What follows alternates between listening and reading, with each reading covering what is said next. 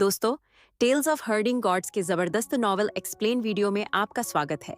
इस वीडियो में सी युंग श्यांग और प्रिंसेस लिंग युक्स्यू का लॉन्ग जाओनन के साथ इंटेंस बैटल होने वाली है और उसकी स्नेक जो कि 7 स्टार्स रियलम में है, उसको भी किल करने वाले हैं। मगर अब क्या लॉन्ग जाओनन खुद को बचा पाएगी या वो भी मारी जाएगी? तो आगे क्या होता है जानेंगे वीडियो में।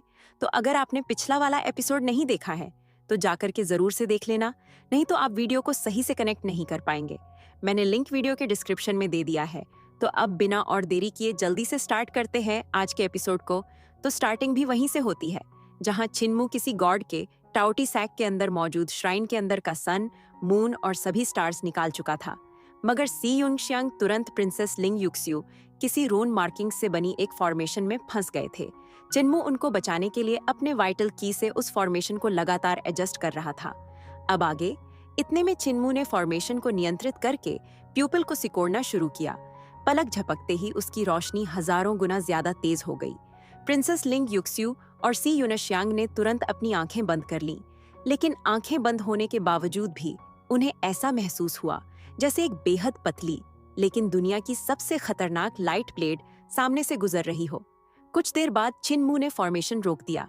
जेड आई के अंदर से हल्की हमिंग साउंड आई, फिर उसकी सारी रोशनी गायब हो गई। चारों ओर फैली हुई फायर एनर्जी भी धीरे धीरे शांत होने लगी। जब दोनों लड़कियों ने अपनी आंखें खोलीं तो उन्हें अपने सामने सिर्फ अंधेरा ही दिखाई दे रहा था। इतनी भयानक रोशनी उनकी आंखों को जला चुकी थी, इसलिए आंखें खुली होने के बावजूद वे कुछ भी नहीं देख पा रही थीं। भले ही दोनों लड़कियों ने उस लाइट को सीधे नहीं देखा था, फिर भी जेड आई से निकली रोशनी उनकी बंद पलकों के आर पार होकर उनकी पिल्प्स को नुकसान पहुंचा चुकी थी। लेकिन अच्छी बात ये थी कि उनका वाइटल ची काफी शक्तिशाली था, इसलिए इस तरह की चोट अपने आप ठीक हो सकती थी। चिन्मू जेड आई के पीछे से बाहर निकला और ऊपर देखा, लेकिन अगला ही पल वह पूरी तरह हैरान रह गया। उसने देखा कि उनके सामने खड़ा विशाल श्राइन जेड आई की लाइट ब्लेड से बीचों बीच 2 हिस्सों में कट चुका था। हालांकि श्राइन अभी भी खड़ा हुआ था, लेकिन ऐसा लग रहा था कि वह किसी भी पल ढह सकता है। इतना ही नहीं, इस अंडर वाटर वर्ल्ड के आसमान में भी उस लाइट ब्लेड का एक विशाल निशान बन चुका था। समुद्र के भारी दबाव को रोकने वाला बैरियर भी बीच से फट गया था और उस दरार से समुद्र का पानी धीरे धीरे अंदर रिसना शुरू हो चुका था। छिन्मू ने अपनी ठुड्डी सहलाई और सोचते सोचते अपनी दाढ़ी के कुछ बाल इतनी जोर से खींच लिए कि वे टूट गए।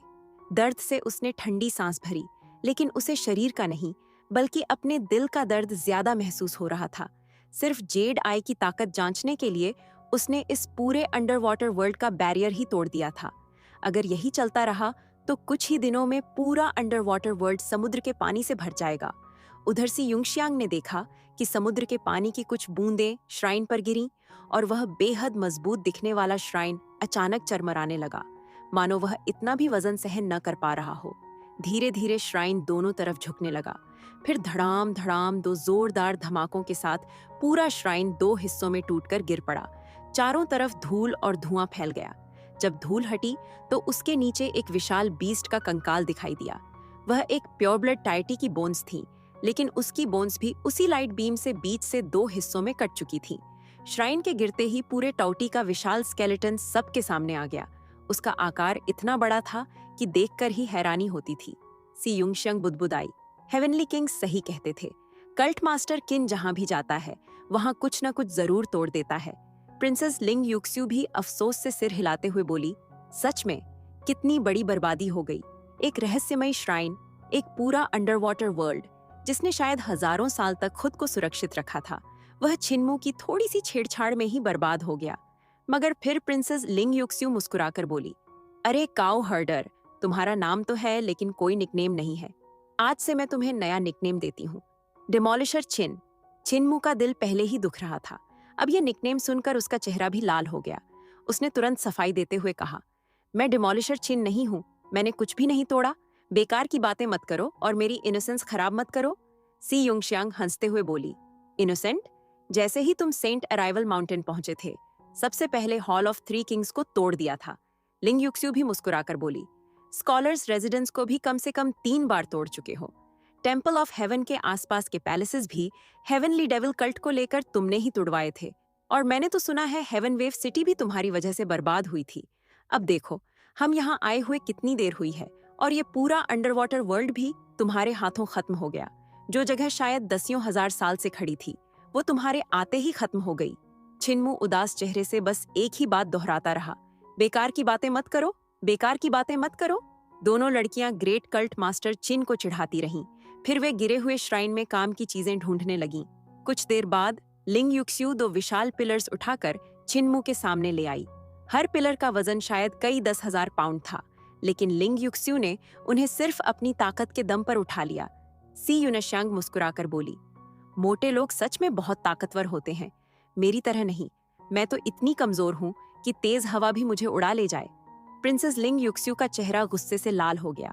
उसका मन किया कि वहीं से यूनश्यांग को जमीन पर पटक कर अच्छी तरह पीट दे, लेकिन छिनमू वहीं खड़ा था, इसलिए उसने खुद को रोक लिया। वह दांत भींचकर मुस्कुराई और बोली, हाँ, सेंटेस शियांग तो सच में बहुत कमजोर है। इतनी पतली हो कि सीने पर 2 तोला मांस भी नहीं है। सी यूनश्यांग की आंखें तुरंत ठंडी हो गईं। वह मुस्कुराकर बोली, मैं अभी जवान हूँ, अभी तो बढ़ रही हूँ, इतना बड़ा होने से क्या फायदा, बुढ़ापे में तो सब लटक ही जाएगा। दोनों लड़कियां कुछ देर तक एक दूसरे को घूरती रहीं। फिर दोनों ने एक साथ अपनी नजरें दूसरी तरफ फेर लीं। लिंग युक्स्यू ने धीरे से किन्मू से पूछा, ग्रेट कल्ट मास्टर, क्या आप इन दोनों पिलर्स को रिफाइन करके स्पिरिट वेपन्स बना सकते हैं? लेकिन किन्मू ने उनकी लड़ाई पर बिल्कुल ध्यान ही नहीं दिया था। वह दूसरे जायडाई को ध्यान से जांच रहा था और यह समझने की कोशिश कर रहा था कि आखिर उसे चलाया कैसे जाता है। दोनों पिलर्स को देखने के बाद चिनमू हैरानी से बोला, ये मेटल मैंने पहले कभी नहीं देखा। ऐसा लगता है कि इसमें कई तरह की मेटल्स को मिलाया गया है। इसी वजह से इसकी क्वालिटी और फ्लेक्सिबिलिटी विंटर क्रिस्टल आयरन से भी कहीं ज्यादा है। लिंग युक्स्यू ने तुरंत उत्साहित होकर पूछा, तो क्या आप मेरे लिए 9 ड्रैगन्स वेपन्स बना सकते हैं? छिनमू पूरे आत्मविश्वास के साथ मुस्कुराया और बोला, बिल्कुल बना सकता हूँ, मेरी स्मिथिंग स्किल्स बहुत शानदार हैं, मैं बिल्कुल झूठ नहीं बोल रहा हूँ। छिनमू ने सन जेड आई की फॉर्मेशन को एक्टिवेट किया। फिर उसने उन कॉपर पिलर्स में से एक को पिघलाकर सबसे पहले एक विशाल हैमर तैयार किया। उसके बाद उसने लिंग युक्स्यू से कहा कि वह अपना स्पिरिट वेपन दिखाए और 9 ड्रैगन्स वेपन्स के सभी ट्रांसफॉर्मेशंस उसे करके दिखाए। चिनमू काफी देर तक गहरी सोच में डूबा रहा। फिर उसने ब्रश और पेपर निकाला, पहले पूरा ब्लूप्रिंट बनाया और उसके बाद फॉर्जिंग शुरू की। 2 दिन बाद छिनमू ने आखिरकार 9 ड्रैगन्स वेपन्स तैयार कर दिए। ये 9 ड्रैगन्स थे जो एक साथ मिलकर एक विशाल हैमर बन सकते थे और अपनी टेल्स को आपस में जोड़कर 9 ड्रैगन्स डिवाइन फ्लेम्स श्राउड में भी बदल सकते थे। इन ड्रैगन्स के बॉडीज बहुत फ्लेक्सिबल थे, क्योंकि फॉर्जिंग के दौरान छिनमू ने उनमें स्पिरिट क्रिएशन टेक्निक भी शामिल कर दी थी। इसी वजह से वे अनगिनत ट्रांसफॉर्मेशंस कर सकते थे। हालांकि ये ड्रैगन्स मेटल के बने हुए थे, लेकिन उनके शरीर में 900 से भी ज्यादा बोन्स थीं, जिसकी वजह से वे आसमान में असली ड्रैगन्स की तरह आजादी से उड़ और तैर सकते थे। हर ड्रैगन्स स्केल अलग अलग था और जरूरत पड़ने पर ड्रैगन्स की बॉडी से अलग भी किया जा सकता था। ये स्केल्स बेहद तेज थे और अकेले वेपन्स की तरह इस्तेमाल किए जा सकते थे। सिर्फ ड्रैगन स्केल्स ही नहीं, उनके ड्रैगन क्लॉज भी बेहद नुकीले हुक्स जैसे थे। ड्रैगन टीथ तलवारों की तरह तेज थे और हर ड्रैगन की 2 विस्कर्स बेहद मुलायम लेकिन मजबूत चेन्स थीं, जिनसे दुश्मनों को बांधा जा सकता था। जब सभी 9 ड्रैगन्स एक साथ जुड़ते तो वे 9 ड्रैगन्स गोल्डन वॉल बन जाते, जिसमें सभी स्केल्स मिलकर मिरर की सतह बनाते और उसके पीछे 9 ड्रैगन हेड्स दिखाई देते। भले ही सी युंगसियांग और लिंग युक्स्यू फॉर्जिंग में ज्यादा माहिर नहीं थीं, लेकिन वे भी समझ गईं कि चिनमू द्वारा बनाया गया 9 ड्रैगन्स वेपन्स वास्तव में असाधारण था। ये वेपन लिंग युक्स्यू के लिए बिल्कुल उपयुक्त था। प्रिंसेस लिंग युक्स्यू खुशी से दौड़ कर गई। उसने अपने वाइटल क्यूआई को राउंड्स में बदलकर 9 ड्रैगन्स वेपन्स पर इम्प्रिंट किया। फिर अपने वाइटल ची से उसे नरिश करने लगी। थोड़ी देर इस्तेमाल करने के बाद उसके चेहरे पर खुशी छा गई। उसे महसूस हुआ कि इस वेपन को कंट्रोल करना बेहद आसान था और वह जब चाहे उसे किसी भी रूप में बदल सकती थी। लिंग युक्स्यू खुशी से बोली, बहुत बढ़िया, बहुत बढ़िया। काउ हर्डर, तुम्हारी क्राफ्ट्समैनशिप सच में काफी अच्छी है, बस मिनिस्ट्री ऑफ वर्क्स के असिस्टेंट मिनिस्टर से थोड़ी सी कम है। सी यूनश्यांग ईर्ष्या से उस वेपन को देखती रही। फिर उसने अपना स्पिरिट वेपन दिखाया। वह एक बेहद पतला धागा था जिसमें हजारों ट्रांसफॉर्मेशन थे। सी यूनश्यांग ने किन्मू से कहा, कौन सोच सकता है कि इतना मजबूत स्टील इतना मुलायम बन सकता है कि उंगलियों पर लपेटा जा सके। ऐसा स्पिरिट वेपन बनाना सिर्फ मेटल को पीटने जितना आसान नहीं है। कल्ट मास्टर, मेरे स्पिरिट वेपन का नाम थाउजेंड सिल्क है। ये एक स्वॉर्ड भी है और एक स्पेल भी। ये हेवनली सेंट कल्ट की great educational heavenly devil scriptures की नकल करता है। क्या कल्ट मास्टर किसी मेटल को सिल्क जितना मुलायम बना सकते हैं? चिन्मू ने उसके स्पिरिट वेपन को ध्यान से देखा और भौहें सिकोड़ लीं। फिर उसने कहा, इतनी पतली सिल्क जैसी सोर्ड बनाना और उसके ऊपर स्पेल इम्प्रिंट्स भी फॉर्ज करना, ये काफी मुश्किल है। मैंने इसकी टेक्निक सीखी तो है, लेकिन कभी इसे फॉर्ज नहीं किया। फिर भी मैं कोशिश करता हूँ। सी युंग सियांग का थाउजेंड सिल्क्स प्रिंसेस लिंग युक्सियू के 9 ड्रैगन्स वेपन से कहीं ज्यादा कठिन था। उसे बनाने के लिए मेटल को उसकी फ्लेक्सिबिलिटी की अंतिम सीमा तक हैमर करना पड़ता था। फिर उसे फैलाकर इतनी पतली मेटल मेम्ब्रेन बनानी पड़ती थी जो प्राकृतिक सिल्क से भी ज्यादा पतली हो। नेचुरल सिल्क की थिकनेस को सी कहा जाता था। उसके बाद शू, वेई, शियान, शा, चेन, एआई, म्याऊ, मो और उससे भी ज्यादा पतली कई लेयर्स होती थी। चिन्मू सिर्फ चेन और आई की थिकनेस तक ही मेटल को फैला पाया। उससे ज्यादा पतला करना उसके लिए भी संभव नहीं था। इतनी पतली मेटल मेम्ब्रेन पर रून मार्किंग्स बनाना और भी कठिन था, क्योंकि चिन्मू और सी युंगशियांग दोनों ही great educational heavenly devil scriptures का कल्चरेशन करते थे। इसलिए दोनों ने मिलकर बड़ी मेहनत से उस मेटल मेम्ब्रेन पर सभी रून्स अंकित किए। लेकिन काम के दौरान मेम्ब्रेन कई बार टूट गई, जिसकी वजह से चिन्मू को उसे बार बार दोबारा फोर्ज करना पड़ा। उसके बाद चिन्मू ने उस मेटल मेम्ब्रेन को सावधानी से फोल्ड किया, फिर उसे दोबारा टेम्पर किया, फिर दोबारा फैलाया और फिर से उस पर रून मार्किंग्स बनाई। उसने यही प्रक्रिया बार बार दोहराई। आखिरकार वह 1000 सिल्क्स को सफलतापूर्वक फॉर्ज करने में कामयाब हो गया। सी युंगशियांग के मन में विचार आया। अगले ही पल 1000 सिल्क्स एक खूबसूरत रिबन में बदल गई और खुद ब खुद उसकी कमर पर लिपट गई। इस बीच अंडर वाटर वर्ल्ड में समुद्र का पानी लगातार बढ़ता जा रहा था। अब वहां ज्यादा देर रुकना संभव नहीं था। चिन्मू ने तुरंत अपने वाइटल की को एक धागे में बदल दिया। उसने दोनों जेड आइज और सभी स्टार्स को उस धागे के जाल में बांध लिया। फिर बोला, चलो अब ऊपर चलते हैं। तीनों तेजी से उस विशाल कॉल्ड्रन की ओर बढ़े। उसे देखते ही सी युंगशियांग की आंखें चमक उठीं। उसने सोचा कि क्यों न इस कॉल्ड्रन को भी साथ ले जाया जाए। वह पूरी ताकत से उसे उठाने लगी, लेकिन वह कॉल्ड्रन इतना भारी था कि अपनी पूरी शक्ति लगाने के बाद भी वह 1 इंच तक नहीं हिला। तभी प्रिंसेस लिंग युक्सियू हंसते हुए बोली, तुम्हारा सीना छोटा है, इसलिए तुम कमजोर हो। सी युंगशियांग गुस्से में बोली, तो फिर तुम ही अपने बड़े सीने के साथ उठाकर दिखा दो। लिंग युक्सियू तुरंत आगे बढ़ी, लेकिन उसने भी कभी नहीं सोचा था कि कॉल्ड्रन इतना भारी होगा। उसने पूरी ताकत लगा दी, फिर भी वह उसे बिल्कुल नहीं उठा सकी। शर्म से उसका चेहरा लाल हो गया। चिन्मू ने सिर हिलाते हुए कहा, ये कॉल्ड्रन लगातार स्पिरिट वाटर उगल रहा है और वही पानी 5000 यार्ड्स ऊपर स्प्रिंग तक पहुंचता है। सिर्फ इस पानी का वजन ही शायद एक पहाड़ के बराबर होगा। ऊपर से खुद इस कॉल्ड्रन का वजन भी है। ये निश्चित रूप से एक डिवाइन आर्टिफैक्ट है, इसलिए इसे यहाँ से ले जाने का विचार छोड़ दो। दोनों लड़कियों ने अफसोस से आह भरी। फिर वे चिन्मू के पीछे पीछे ऊपर की ओर तैरने लगीं। कुछ समय बाद तीनों पानी की सतह पर पहुंच गए। प्रिंसेस लिंग युक्सियू मुस्कुराकर बोली, इस बार हमें काफी सारे ट्रेजर्स मिले हैं। हमारी ये यात्रा बिल्कुल भी बेकार नहीं गई। तभी तालाब के किनारे से एक आवाज आई, तुम लोगों को कितने ट्रेजर्स मिले और आखिर कौन कौन से ट्रेजर्स मिले हैं? तीनों तुरंत चौंककर उस दिशा में देखने लगे। उन्होंने देखा कि लॉन्ग जियाओनान एक विशाल लाल स्नेक के सिर पर बैठी हुई थी।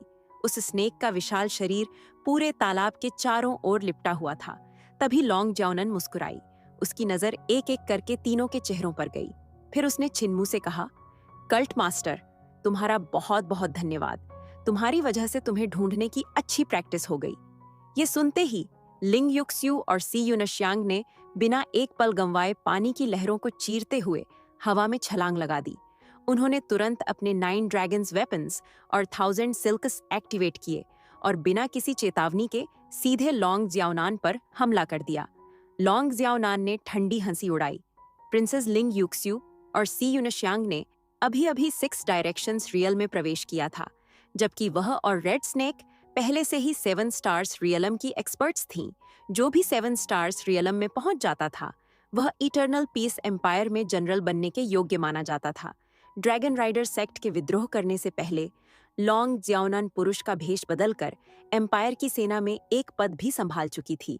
लिंग यूशु और सी यूनश्यांग की मौजूदा ताकत से वे दोनों लॉन्ग जियानान और रेड स्नेक का मुकाबला नहीं कर सकती थीं। तभी लॉन्ग जियानान ने कहा, मौत को दावत दे रही हो। लॉन्ग जियानान ने अपनी हथेली पलटी और उसकी वाइटल की एक विशाल पाइथॉन में बदल गई, जो उसके पीछे कुंडली मारकर खड़ी हो गई। उसका विशाल मुंह पूरी तरह खुला हुआ था। अगले ही पल आसपास की सारी हवा तेजी से उसके मुंह की तरफ खींचने लगी, मानो वह हवा में मौजूद दोनों लड़कियों को ही निगल लेना चाहती हो। हालांकि ड्रैगन राइडर सेक्ट स्पेल्स में ज्यादा माहिर नहीं था, लेकिन उनकी स्पेल्स की ताकत को बिल्कुल भी कम नहीं आंका जा सकता था। इंपीरियल प्रिसेप्टर के रिफॉर्म्स के बाद ड्रैगन राइडर सेक्ट ने दूसरे सेक्ट्स की खूबियों को अपनाया था, जिससे उनकी स्पेल्स की शक्ति एक स्तर और बढ़ गई थी। ड्रैगन पाइथन स्वॉलिंग हेवन पहले ही समाधि स्टेट तक पहुंच चुकी स्पेल थी, लेकिन लिंग यूशु ने अपने हाथों में मौजूद 9 ड्रैगन्स वेपन्स को सिर के ऊपर उठाया और पूरी ताकत से नीचे दे मारा।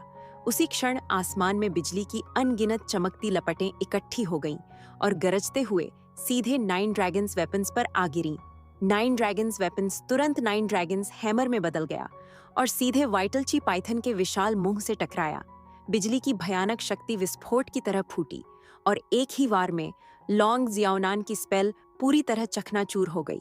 उसकी वाइटलची भी बिखर गई। लॉन्ग जियाओनान अभी हैरान ही हुई थी कि सी यूनश्यांग ने अपना हाथ लहराया और एक बेहद पतला सिल्क थ्रेड उसकी बाईं आंख की तरफ बिजली की गति से जा घुसा। लॉन्ग जियाओनान ने लगातार अपनी उंगलियां झटककर उसे रोकने की कोशिश की, लेकिन उस सिल्क थ्रेड पर उसका कोई असर नहीं हुआ और वह लगातार उसकी तरफ बढ़ता रहा। सी यूनश्यांग की मिडल और इंडेक्स लॉन्ग जियाओनान की तरफ इशारा कर रही थी। उसकी उंगलियों के सिरे लगातार हवा में हरकत कर रहे थे। 1000 सिल्क्स का सिरा भी बार बार रूप बदल रहा था और वास्तव में बेहद जटिल सोर्ड मूव्स का इस्तेमाल कर रहा था। लॉन्ग जियाओनान ने कहा, सेंटस शियांग की सोर्ड स्किल्स सच में बुरी नहीं हैं। लॉन्ग जियाओनान ने अपनी बाईं बांह की स्लीव लगातार लहराई। उसकी वाइटलची एक जैड एनालस में बदल गई, जिसने उसकी तरफ आती स्वॉर्ड थ्रेड्स को उलझाने की कोशिश की। लेकिन उसी समय लॉन्ग जियाओनान ने देखा कि सी यूनश्यांग का दायां हाथ उसके सामने था, जबकि बायां हाथ उसकी पीठ के पीछे छिपा हुआ था और उसका बायां हाथ भी लगातार सोर्ड सीक्रेट्स बना रहा था। यह देखकर लॉन्ग जियाओनान का चेहरा बदल गया और वह तुरंत आसमान की ओर उड़ गई। जैसे ही वह ऊपर उठी, उसने देखा कि उसकी बैंगनी ड्रेस में अचानक हजारों छोटे छोटे छेद खुल चुके थे और तेज हवा उन छेदों के बीच से गुजर रही थी। उसी समय आसमान में लिंग यूशु ने अपना विशाल हैमर फिर से ऊपर उठाया और पूरी ताकत से नीचे दे मारा। लॉन्ग जियाओन ने तुरंत अपना हाथ उठाकर उसे रोकने की कोशिश की। अगले ही पल जोरदार धमाका हुआ। विशाल हैमर से आग की लपटें फूट पड़ी। उस वार की शक्ति इतनी भयानक थी कि उसने एक ही प्रहार में लॉन्ग जियाओनान को दूर उड़ा दिया। 9 ड्रैगन्स मोनार्क टेक्निक स्वाभाविक रूप से एक टॉप टियर की टेक्निक थी और स्पेल्स के मामले में उसकी उपलब्धियां बेहद ऊंची थीं, इसलिए उसमें जमा होने वाली मैजिक पावर अथाह समुद्र की तरह विशाल थी। उसी रेल्म या उससे नीचे के कल्टीवेटर्स में 9 ड्रैगन्स मोनार्क टेक्निक की मैजिक पावर सबसे ज्यादा डेंस मानी जाती थी। बेशक इसमें चिन्मू की ओवरलॉर्ड बॉडी 3 एलिक्सर टेक्निक शामिल नहीं थी। इसके अलावा एम्परर यानफेंग इटर्नल पीस एम्पायर की स्थापना के बाद सबसे प्रतिभाशाली एम्परर थे और बहुत पहले ही अपनी पीढ़ी के महान एक्सपर्ट्स में गिने जाने लगे थे। उन्होंने 9 ड्रैगन्स मोनार्क टेक्निक में सुधार किया था और उसमें बैटल टेक्निक्स और सोर्ड स्किल्स के ट्रांसफॉर्मेशंस भी जोड़ दिए थे, जिससे इस टेक्निक की शक्ति पहले से कई गुना बढ़ गई थी। प्रिंसेस लिंग युक्स्यू इसी टेक्निक की कल्टीवेशन करती थी। उसने बैटल टेक्निक्स और स्पेल्स को एक साथ मिलाकर लड़ने का रास्ता चुना था। जब वह एक ही समय पर बैटल टेक्निक्स और स्पेल्स दोनों का इस्तेमाल करती, तो उसके हर अटैक की शक्ति कई गुना बढ़ जाती। इसी वजह से भले ही लॉन्ग जियाओनान 7 स्टार्स रेल्म में थी, फिर भी लिंग यूशु और सी यूनश्यांग के अचानक किए गए संयुक्त हमलों से वह पूरी तरह चौंक गई और उनके प्रहार से दूर जा गिरी। जैसे ही लिंग यूशु जमीन पर उतरी, उसने तुरंत अपना विशाल हैमर छोड़ दिया। 9 ड्रैगन्स हैमर तुरंत अलग होकर 9 ड्रैगन शेप्ड वेपन्स में बदल गया और अगले ही पल वे सभी फिर से एक साथ जुड़ने लगे। उन पर मौजूद अनगिनत स्केल्स लगातार खिसकने और बदलने लगीं और कुछ ही क्षण में वे एक विशाल मिरर में बदल गए। प्रिंसेस लिंग युक्स्यू उस मिरर के पीछे खड़ी हो गई। अचानक एक गूंजती हुई आवाज हुई और मिरर से प्रकाश की एक तेज किरण निकल पड़ी। उस रोशनी के भीतर सुनहरे ड्रैगन्स उड़ते और नाचते हुए दिखाई दे रहे थे। वह प्रकाश सीधा पीछे उड़ रही लॉन्ग जियाओनान के शरीर पर जा पड़ा। उसी समय सी यूनश्यांग बिना एक पल गंवाए आगे बढ़ी। वह मिरर के सामने से बिजली की गति से निकल गई और उसकी सोर्ड थ्रेड्स लिपटते हुए सीधे मिरर की रोशनी से प्रभावित लॉन्ग जाओनान की तरफ काटने के लिए बढ़ गईं। लॉन्ग जाओनान ने जोर से चिल्लाकर कहा, शाओहोंग! उसने तुरंत अपनी हथेली उठाई। अगले ही पल पूरी जमीन कांप उठी और धरती के नीचे से कई 100 नुकीले पत्थर के स्पाइक्स एक साथ बाहर निकल आए, जिन्होंने सी युनशांग का रास्ता भी रोक दिया और मिरर की रोशनी को भी बीच में ही रोक दिया। दोनों लड़कियों के पीछे मौजूद विशाल रेड स्नेक ने अचानक अपना शरीर फैला लिया। उसका शरीर इतना मोटा था कि उसे कई लोग मिलकर ही घेर सकते थे। वह भयानक ताकत के साथ उनकी तरफ झपट पड़ी। अगर उसकी यह टक्कर लग जाती तो दोनों लड़कियां या तो बुरी तरह घायल हो जातीं या फिर वहीं चकनाचूर हो जातीं। ड्रैगन राइडर सेक्ट की असली ताकत उनकी कल्चरेशन, मैजिक पावर या डिवाइन आर्ट्स नहीं थी। उनकी सबसे बड़ी ट्रम्प कार्ड तो उनके द्वारा पाले गए ड्रैगन्स थे। वे जिन स्नेक्स को पालते थे वे एक खास नस्ल के होते थे, जिनमें फ्लड ड्रैगन की ब्लड लाइन मौजूद रहती थी। भले ही उनके मालिक की कल्चरेशन ज्यादा ऊंची न हो, लेकिन उनका स्नेक अपने दुश्मनों को मारने के लिए काफी ताकतवर होता था। लॉन्ग जियाओनान का यह रेड स्नेक उन खास नस्लों में भी सबसे दुर्लभ था। उसका रिश्ता ड्रैगन किंग के डिवाइन ब्रिज रियलम वाले फ्लड ड्रैगन से बहुत करीबी था। उसकी ब्लड लाइन बेहद शुद्ध थी, इसलिए अकेला यही स्नेक 7 स्टार्स रियलम के लगभग सभी कल्टीवेटर्स का सफाया कर सकता था। लॉन्ग जियाओनान अपनी इसी पेट स्नेक की बदौलत एक प्रसिद्ध एक्सपर्ट बनी थी। रेड स्नेक पूरी ताकत से दोनों लड़कियों की तरफ झपटी, लेकिन जैसे ही वह उन्हें कुचलने वाली थी, उसके पीछे से अचानक जलती हुई तेज रोशनी की एक किरण निकली। रेड स्नेक एक पल के लिए हैरान रह गई। उसने देखा कि उसका पूरा शरीर उस बीम से बीचों बीच 2 हिस्सों में कट चुका था। उसका पीछे का आधा हिस्सा तड़पता हुआ जंगल पर गिरा और अपने विशाल शरीर से पेड़ों को तोड़ता हुआ दूर तक बिखर गया। विशाल स्नेक के पीछे बने तालाब के किनारे किन्मू खड़ा था। उसके हाथ में एक विशाल जेड आई था, जिससे वही चमकदार बीम निकल रही थी जिसने रेड स्नेक को 2 टुकड़ों में काट दिया था। रेड स्नेक दर्द से जोर जोर से फुफकारने लगी। उसने अपने मुंह से घना जहरीला पॉइजनस फॉग बाहर उगला और अपने बचे हुए शरीर के साथ उछलकर सीधे किन्मू को काटने दौड़ पड़ी। वह पॉइजनस फॉग बेहद घातक थी। किन्मू उस जहर को अपने शरीर से छूने भी नहीं देना चाहता था, इसलिए वह तुरंत पीछे हट गया और हेवनली पिल्फरिंग डिवाइन लेग्स का इस्तेमाल करके रेड स्नेक के हमले से बच निकला। उसकी गति इतनी तेज थी कि रेड स्नेक प्रतिक्रिया भी नहीं कर पाई और किन्मू पहले ही आसमान में पहुंच चुका था। ऊपर से नीचे देखते हुए किन्मू ने देखा कि सोलोमन सील्स का पूरा शहर पूरी तरह नष्ट हो चुका था। पेड़ों पर रहने वाले सभी सोलोमन सील्स भी गायब थे। यह साफ था कि लॉन्ग जियाओनान ने इस जगह का पता चलते ही सभी सोलोमन सील्स को बेरहमी से मार दिया या पकड़ लिया था और उनके रहने की जगह पूरी तरह तबाह कर दी थी। यकीनन लॉन्ग जियाओनान को किन्मू और उसके साथियों की सारी जानकारी उन्हीं सोलोमन सील्स से मिली थी, क्योंकि उनमें वफादारी नाम की कोई चीज नहीं थी और वे तुरंत दूसरों का राज खोल देते थे। चिन्मू का चेहरा ठंडा पड़ गया। भले ही उन सोलोमन सील्स में वफादारी नहीं थी, लेकिन उन्होंने उसकी टीम की मदद की थी और जिसने मदद की वह उसका उपकारी था। उसी समय रेड स्नेक का विशाल सिर फिर से आसमान में उछला। उसने अपना मुंह इतना ज्यादा खोल लिया कि उसका मुंह लगभग सीधी रेखा जैसा दिखाई देने लगा और वह सीधे चिन्मू को निगलने के लिए झपटा। तभी चिन्मू ने शांत स्वर में कहा, मर जाओ। उसने फिर जेड आई को सीधा किया और गूंज के साथ एक और चमकदार बीम सीधे रेड स्नेक के खुले मुंह के अंदर जा घुसी। जहां जहां से वह बीम गुजरी वहां का सारा मांस पल भर में पिघल गया और अगले ही पल वह भयानक रोशनी जमीन तक जा पहुंची। जमीन तुरंत पिघल गई और वहां एक विशाल गड्ढा बन गया। उबलता हुआ लावा भाप बनकर ऊपर उठने लगा, फिर ठंडा होकर छोटे छोटे पत्थरों में बदल गया जो आसमान से बारिश की तरह गिरने लगे। रेड स्नेक की छलांग इतनी शक्तिशाली थी कि उसका विशाल शरीर किन्मू और जेड आई दोनों को निगल चुका था, लेकिन क्योंकि उसके शरीर के आर पार एक सीधा छेद बन चुका था, उसके अंदर पूरा रास्ता खुल गया था। यहाँ तक कि उसका दिमाग भी उस बीम से पूरी तरह छेद दिया गया था। किन्मू आराम से जमीन पर उतर गया। उसके पीछे रेड स्नेक का विशाल शरीर एक फटे हुए बोरे की तरह धड़ाम से गिर पड़ा और उसके शरीर से पके हुए मांस की खुशबू आने लगी। दूर से लॉन्ग ज्याओनान की दर्द भरी चीख सुनाई दी। लॉन्ग ज्याओनान चिल्लाई, श्याओ होंग। इस समय तीनों महिलाएं लड़ते लड़ते समुद्र की सतह तक पहुंच चुकी थीं। बेशक ये सी यूंगसियांग, लॉन्ग ज्याओनान और प्रिंसेस लिंग युक्स्यू थी और पानी के ऊपर जबरदस्त युद्ध चल रहा था। समुद्र में होने की वजह से लॉन्ग ज्याओनान के लिए पानी को नियंत्रित करना बेहद आसान था। उसकी वाइटल ची समुद्र के पानी में मिलकर विशाल पाइथन्स का रूप ले रही थी, जो चारों दिशाओं से लगातार हमला कर रहे थे। लेकिन अफसोस, प्रिंसेस लिंग युक्स्यू और सी यूंगसियांग के स्पिरिट वेपन्स बेहद शक्तिशाली थे।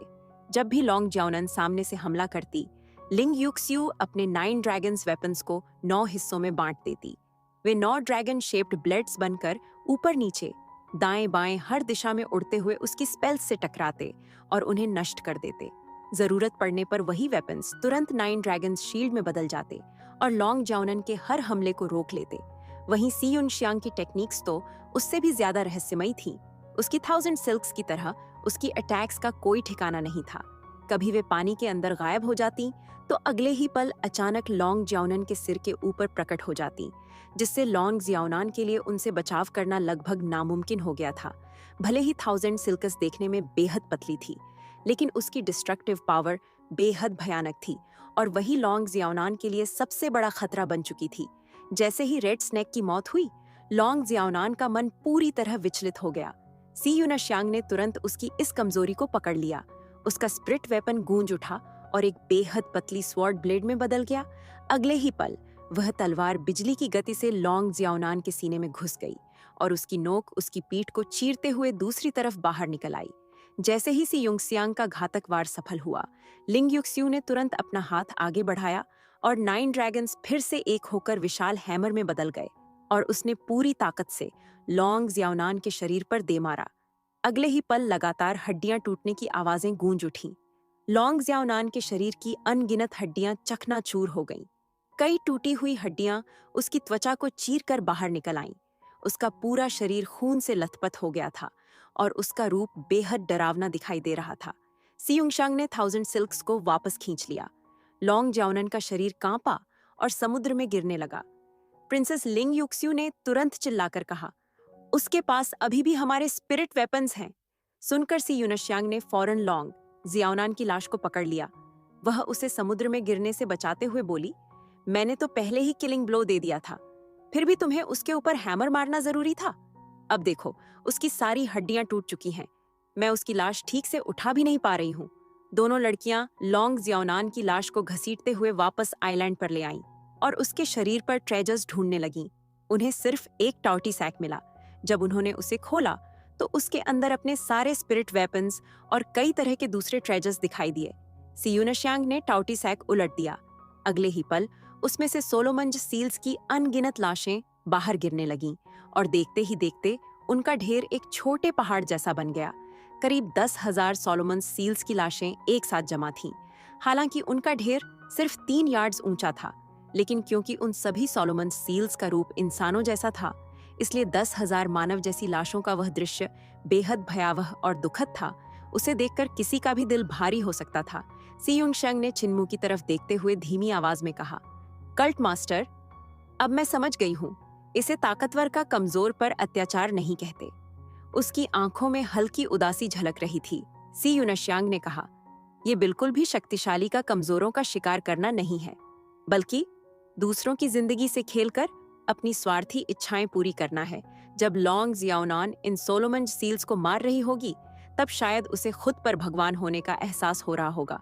चिन्मू धीरे धीरे उसके पास आया और बोला, क्योंकि वह प्रकृति से बहुत दूर हो चुकी थी, इसलिए वह इसे कभी समझ ही नहीं सकती थी। ये सोलोमन सील्स असल में स्पिरिट हर्ब्स थे, इसलिए भले ही ये मर चुके हों, लेकिन उनकी जड़ें अब भी मौजूद हैं। अगर हम इन्हें उस स्पिरिट स्प्रिंग के पास दोबारा लगा दें, तो शायद ये फिर से जीवित हो जाएं। चलो ऐसा ही करते हैं। दोनों लड़कियों ने सिर हिलाकर सहमति जताई। 10,000 सोलोमन सील्स को दोबारा जमीन में लगाना बेहद कठिन काम था, लेकिन सौभाग्य से वे डिवाइन आर्ट्स प्रैक्टिशनर्स थीं। रात होने तक उन्होंने सभी सोलोमन सील्स को दोबारा लगा दिया। इसके बाद सी यूनशियांग लकड़ियां इकट्ठा करने चली गई और लिंग युश्यू स्प्रिट स्प्रिंग से पानी लाकर सोलोमन सील्स को सींचने लगी। उधर चिनमू ने ताउटी सैक को व्यवस्थित किया। दोनों जेड आइज उसके अंदर रख दिए। फिर समुद्र किनारे 3000 से ज्यादा जेड क्वालिटी ल्यूमिनस पर्ल्स निकाल कर रख दिए। हर ल्यूमिनस पर्ल से बेहद सुंदर रोशनी निकल रही थी। कुछ देर बाद सी यूनश्यांग लकड़ियां लेकर समुद्र किनारे लौटी। उसने बोनफायर जलाई, फिर अपने बाहरी कपड़े उतारकर केवल अपने अंडरगारमेंट्स में समुद्र में छलांग लगा दी। उसके अंडरगारमेंट्स कंधों पर पतली स्ट्रैप्स वाली सफेद सिल्क की ड्रेस जैसे थे, जिन पर किसी तरह की एम्ब्रॉयडरी नहीं थी। उसने नीचे भी सफेद छोटे अंडरपैंट्स पहन रखे थे। चलो मैं ज्यादा ठरकी बातें नहीं करूंगा। कुछ देर बाद सी यूनश्यांग समुद्र से एक बहुत बड़ी मछली पकड़कर बाहर लाई और उसे चिनमू के पास फेंक दिया। फिर उसने अपनी वाइटल की चलाकर अपने भीगे हुए अंडरगारमेंट्स सुखा लिए और वापस अपने कपड़े पहन लिए। तभी उसकी नजर चिनमू पर पड़ी। न जाने कब चिनमू लॉन्ग जाओनन की लाश को घसीटकर बॉनफायर के पास ले आया था। उसने रेड स्नेक के दोनों कटे हुए हिस्से भी वहीं खींच कर रख दिए थे। सी यूनश्यांग हैरान होकर किनमू से बोली, कल्ट मास्टर, आप ये क्या कर रहे हैं? किनमू ने शांत स्वर में कहा, लाश की रखवाली कर रहा हूँ, उसके दोबारा जागने का इंतजार कर रहा हूँ। सुनकर सी यूनश्यांग जोर से हंस पड़ी। उसने चिनमू से कहा, अगर 2 दिन और इंतजार करोगे तो ये लाश सड़ने लगेगी। मैंने खुद इसका दिल छेदा है और प्रिंसेस च्यू ने इसकी सारी हड्डियां तोड़ दी हैं। अब ये भला कैसे जिंदा हो सकती है? उसी समय लिंग यूशु भी वहां आ गई। लॉन्ग ज़ियोन की लाश को देखकर उसने भौहें सिकोड़ लीं। लिंग यूशु ने कैनमू से पूछा, अरे काउ हर्डर, क्या ग्रेट रूइंस में लाशों को लेकर कोई अजीब नियम होता है? चिनमू ने लॉन्ग जाओनन की लाश को पैर से ठोकर मारी और ठंडी हंसी के साथ कहा, सिस्टर लॉन्ग, अब नाटक बंद करो। मैं तुम्हें पहले भी अपनी केंचुल उतारते हुए देख चुका हूँ। मगर दोनों लड़कियां मुस्कुरा पड़ी। उन्होंने चिनमू से कहा, बेहतर होगा इसे जल्दी दफना दिया जाए। चिनमू ने ठंडी हंसी के साथ कहा, दफनाने से पहले मैं इसका सिर जरूर काटूंगा। मेरी पिग स्लॉटर नाइफ खून पीने के लिए बेचैन हो रही है। इतना कहते ही चिनमू ने गंभीर चेहरे के साथ अपनी पिग स्लॉटर नाइफ बाहर निकाल ली। लिंग यूशु और सी यूनश्यांग दोनों एक साथ चौंक गईं। उसने धीरे से सी यूनश्यांग से पूछा, सेंटेस शियांग, क्या ग्रेट रूइंस में लाश का सिर काटने का भी कोई नियम होता है? सी यूनश्यांग ने धीरे से जवाब दिया, मुझे भी नहीं पता। शायद ग्रेट रूइंस में सच में ऐसा कोई अजीब रिवाज हो। जैसे ही सी यूनश्यांग की बात खत्म हुई, अचानक किसी इंसान की त्वचा फटने जैसी आवाज सुनाई दी और वह आवाज सीधे लॉन्ग ज़ियोनान के सिर के ऊपर से आ रही थी। अब दोस्तों, कई लोगों ने तो इमेजिन कर ही लिया होगा कि क्या हो रहा है, मगर अब आगे क्या होगा उसके बारे में हम जानेंगे नेक्स्ट एपिसोड में। वीडियो कैसा लगा, मजा आया या नहीं, कमेंट में बताना और वीडियो को लाइक करना नहीं भूलना। और अगर इसी तरह से वीडियो को मिस नहीं करना चाहते हो तो डेफिनेटली सब्सक्राइब बटन को दबा के हमारी एनी डोंगहुआ एक्सप्लेन फैमिली का पार्ट बन सकते हैं। मिलते हैं नेक्स्ट एपिसोड में।